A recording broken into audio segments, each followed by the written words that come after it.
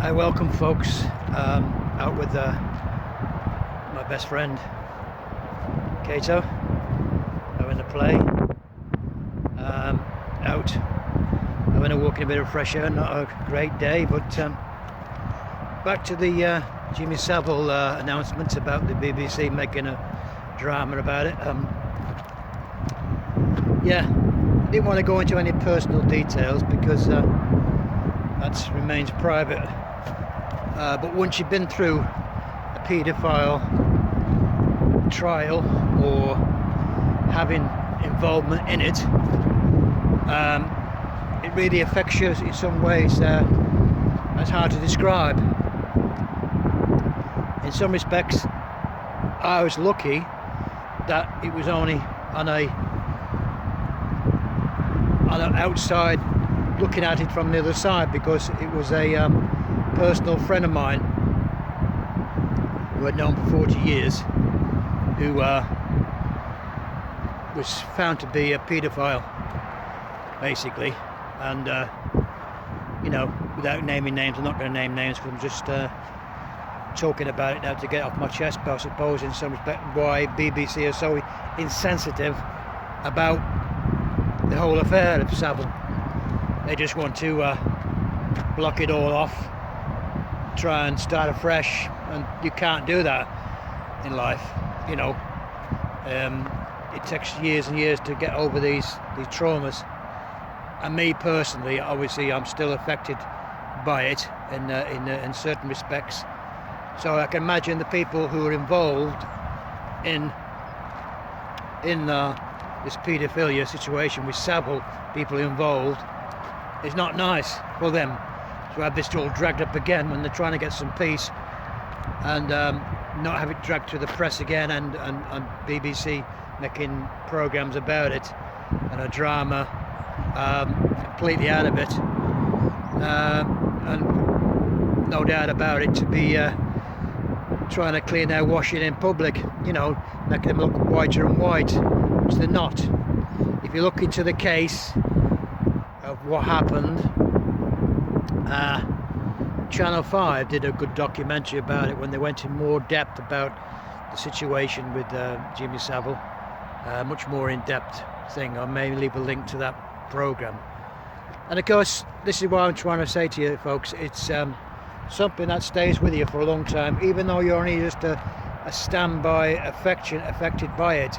Somebody in the family, or what you call family, friends, or whatever, who've gone through traumatic affairs, through paedophilia and child abuse. So it's not nice to have it dragged up again and again.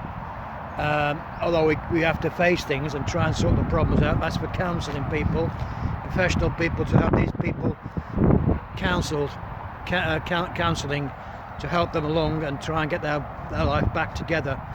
And like I said, it's the old saying, until you actually experienced it, you don't really know what it is, you know, to actually go through it, you know.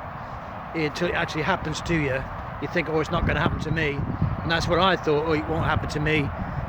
And it has, but only in a capacity that is a shock to the system, and disbelief, untruthfulness, lies, things you've done with people that you regret, you know. And it's like a jigsaw puzzle that comes to life. After a while you realise, yes, I had a suspicion or something, and these things happen, and about people. And of course, these are manipulative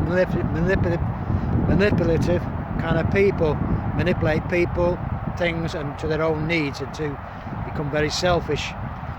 So that's the thing and problem I have with it. You know, it triggers off something that I'm trying to forget, trying to live with, and not just me, other people in my family, and other traumatic affairs, you know, what's happened, you know, and you have to come to terms and try and block it out of your system. It happened, but every day you wake up and you think, a fresh day, you try and get it out of your system.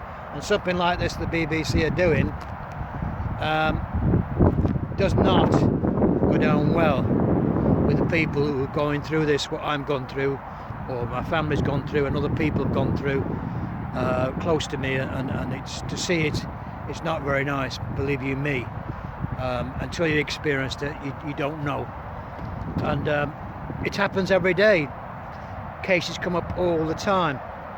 And of course now the police and everybody are more on the ball with it all. People are more aware of what's going on. So I just thought I'd leave that with you.